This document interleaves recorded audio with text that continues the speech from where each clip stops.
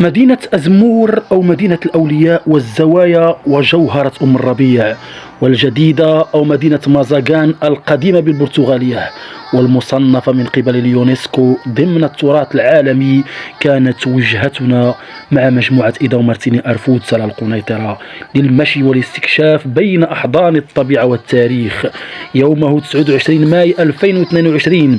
تمكنا خلالها من زيارة مدن وأماكن تاريخية وتراثية وحضارية، بدءا بالمدينة القديمة لأزمور عاصمة بورغواط الأمازيغية، ثم ضريح مولاي بوشعيب الملقب ببوسارية، وبعدها الركوب مباشرة على قوارب تقليدية في اتجاه عيشة البحرية الغنية عن التعريف والقادمة من المشرق، حبا في التصوف أو حبا في مولاي بوشعيب كما تقول العديد من الروايات،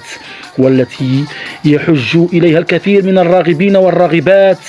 في إزالة العكوسات في طقوس ما أنزل الله بها من سلطان، ثم المشي لمسافات طوال في اتجاه الجديدة على شاطئ المحيط الأطلسي. وعند وصولنا بهرنا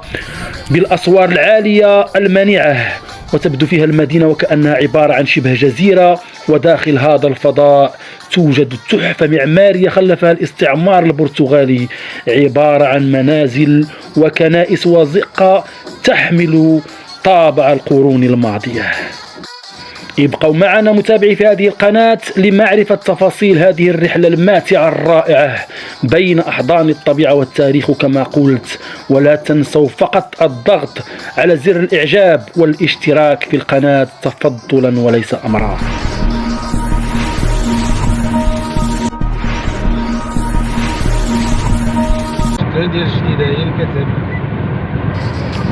انطلقت الرحلة مع 6 صباحا من مدينة سلا لنلتقي مع إخواننا القادمين من سيدي سليمان والقنيطرة في قلب أزمور، أقدم وأعرق الحواضر المغربية التي تقع على الضفة اليسرى لنهر أم الربيع، غير بعيد عن مصب النهر في المحيط الأطلسي. للأسف لم يتمكن الباحثون إلى اليوم من تحديد تاريخ تأسيس هذه المدينة بالنظر إلى شح المادة المصدرية وغموضها، ومن المحتمل جدا أن يكون المكان قد شهد استقرارا بشريا منذ قديم الأزمان على غرار كثير من الأماكن القريبة من مصادر الماء ومن الغاب عبر أنحاء العالم.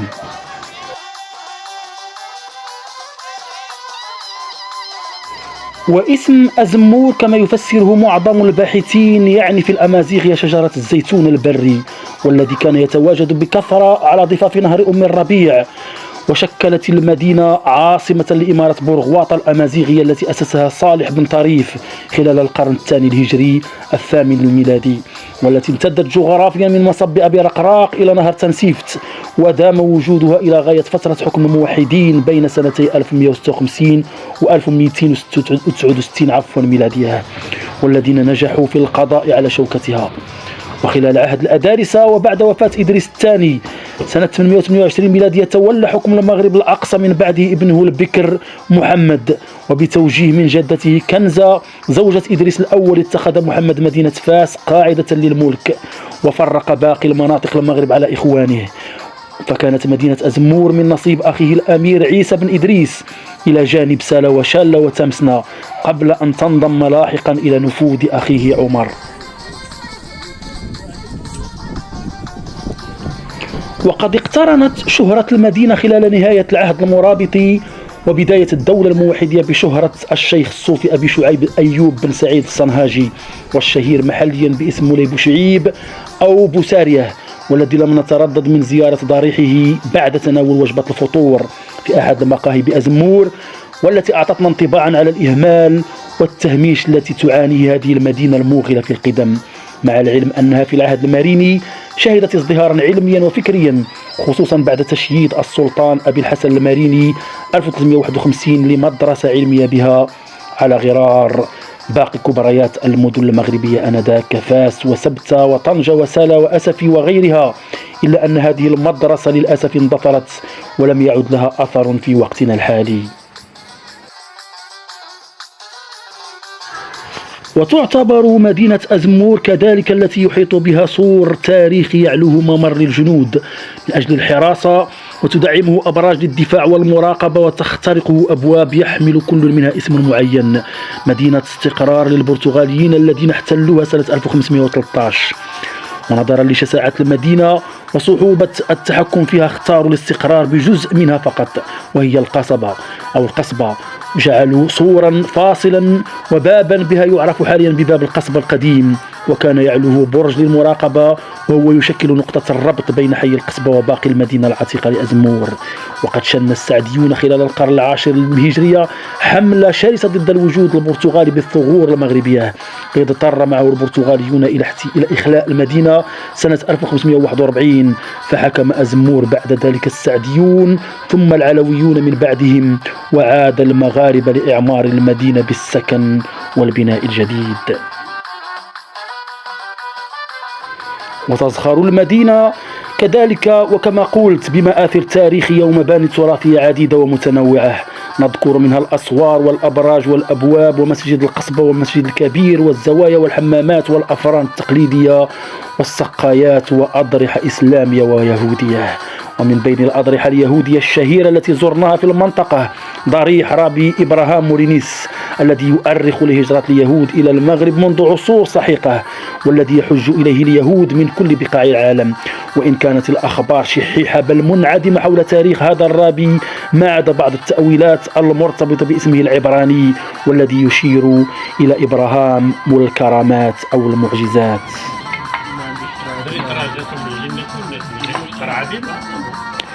بعد تناولنا لوجبة الفطور توجهنا مباشرة في اتجاه ضريح أبي شعيب الملقب بالسارية،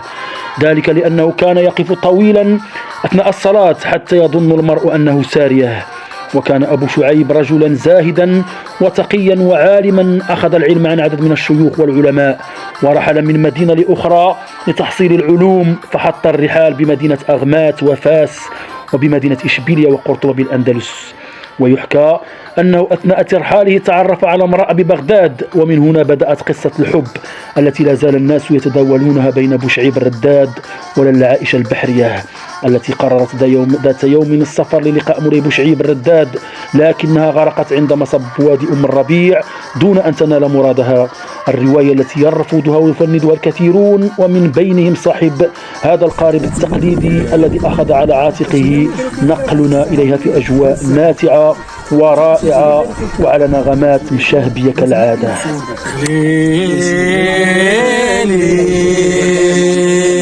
علاش تعاديني تهجرني وتخليني رصامي خالية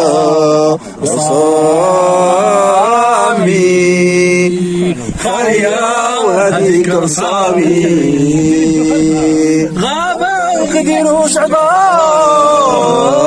وحيد باقة مخربة غابة وكديرو شعبا وحيد باقة مخربة هديك رصامي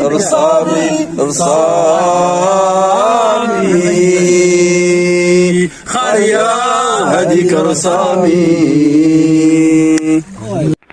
على هذه النغمات المشاهبية توجهنا نحو ضريح للعيشة البحرية، وعلى نهر أم الربيع أحد أكبر أنهار المغرب الذي ينبع من سلسلة جبال الأطلس المتوسط ويتجه غربا ليصب في المحيط الأطلسي عند مدينة أزمور الماثلة على ضفته اليسرى، ويبلغ طوله حوالي 550 كيلومتر، ويصل معدل تصريفه للمياه 117 متر مكعب في الثانية، ويعتبر ثاني نهر في البلاد من حيث الطول وحجم المياه المصرفة. ولهذا النهر دلالة تاريخية مهمة، حيث ظل لقرون يمثل الحدود السياسية بين إمارتي فاس ومراكش، إلى حيث بداية الاحتلال الفرنسي، بحيث أصبحت الأراضي الواقعة جنوب النهر تابعة لمراكش، والأراضي الواقعة شماله تابعة لفاس، كما يشكل أيضا أسفله حدا فاصلا بين قبائل الشاوية الممتدة على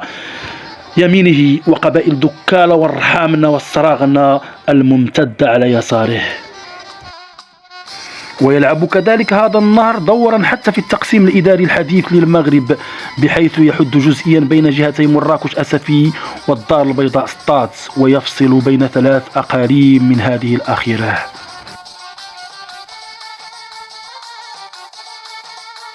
وصلنا إلى ضريح للعيش البحرية التي سطع نجمها بداية القرن السادس عشر الميلادي الموافق لبداية القرن العاشر الهجري، المرحلة التي شهدت فيه المنطقة مقاومة الاحتلال البرتغالي ومستعمراته على طول الساحل الأطلسي، انطلاقا من العرائش ونواحيها بالشمال الغربي إلى موغادور وحصن فونتيا على التوالي بجنوبه، مرورا بأنفا الدار البيضاء الحالية وأزمور والجديدة مزاغان قديما، وذلك على فترة الانحطاط التي شهدها المغرب. وبالرغم من النهاية غير السعيدة للعيش البحرية في علاقتها مع أبي شعيب بوسارية كما تقول بعض الروايات، بدأت النساء في زيارة ضريحها قبل أن يتحول إلى ملاذ إلى الباحثة عن عرسان طال انتظارهم، وكذلك من أجل طرد العكس ورجس التابعة، وتحلم بما يأتي به المستقبل الواعد، راسمة على جدار قبرها بالحناء خربشات الأمل والأماني في طقوس ما أنزل الله بها من سلطان كما قلت في البداية.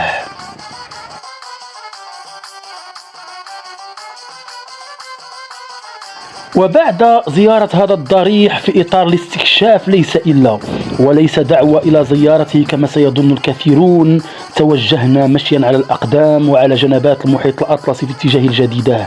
التي سبقت أن حملت عدة أسماء عبر التاريخ، حيث أطلق عليها الرومان اسم روزيبيس، وبعد احتلالها من طرف البرتغال في القرن السادس عشر أطلقوا عليها اسم مازاغان سنة 1506. عمرها البرتغاليون لأزيد من 267 سنة، وتمكن بعدها جيش السلطان سيدي محمد بن عبد الله من تحرير هذه المدينة سنة 1769، وذلك بعد حصار طويل، حيث لم يخرج البرتغاليون إلا بعد أن وضعوا لهم كمين، حيث انفجرت المدينة بعد أن دخل إليها جنود التحرير. وفي تلك الساعة كان جل سكان المدينة على البواخر في مياه المحيط، لكن الأسوار المتينة والبنايات بالرغم من ذلك ظلت صامدة، وهكذا أطلق عليها اسم المهدومة، إلى أن أمر السلطان مولاي عبد الرحمن بترميمها وإعادة بنائها سنة 1832، فسميت بمدينة البريجة، ثم سميت بعد ذلك باسم الجديدة، وسميت مرة أخرى إبان الحماية الفرنسية بمدينة مازاغان، وكان الجنرال يوطي يصفها بدوفيل المغرب، وبعد الاستقلال استعادت اسمها الجديدة.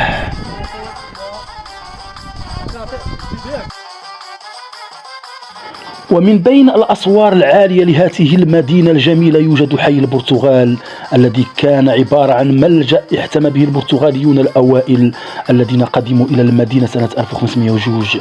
ويقول في هذا الصدد الباحث الأثري ومدير مركز الدراسات وأبحاث التراث المغربي البرتغالي السيد أبو القاسم الشبري أن الحي البرتغالي كان يطلق عليه اسم مازيغا، بني في مرحلتين، الأولى كانت سنة 1514 حيث بنى الأخوين البرتغاليين المهندسين فرانسيسكو ودييغو دي رودا المسقات المعروفة حاليا بالمسقات البرتغالية التي تضم المسقات وأربع قاعات أخرى. أما المرحلة الثانية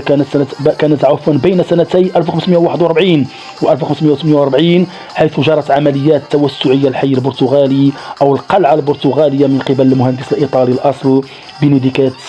دي رافينا، والتي لم تكن اعتباطية حسب الباحث الأثري، حيث بعد طرد البرتغاليين ابتداء من سنة 1541 من أكادير وأزمور وأسفي على يد السعديين حولوا الحصن إلى قلعة بخندق وأسوار عارضة، وهو ما يشكل حاليا الحي البرتغالي كاملا، والذي يتواجد عدد من المحلات التجارية الصغيرة به، والتي تعرض منتجات الصناعة التقليدية على السياح الأجانب، كما يضم الحي مقاهي ومطاعم ورياضات لاستقبال الزوار.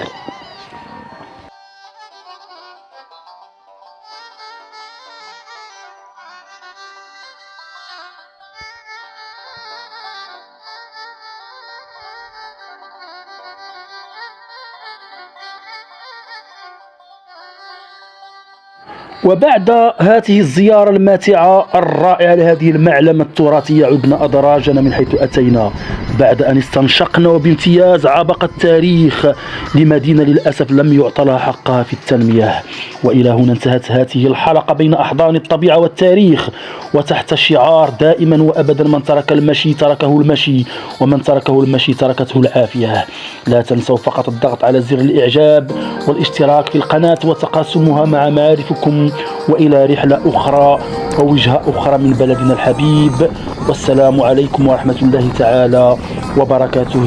وأترككم مع هذه الصور البانورامية، والسلام عليكم.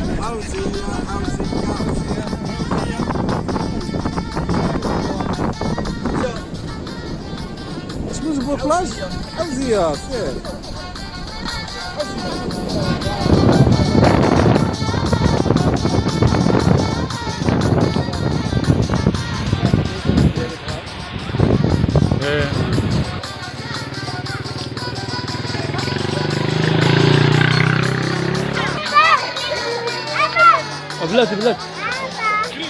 هنجي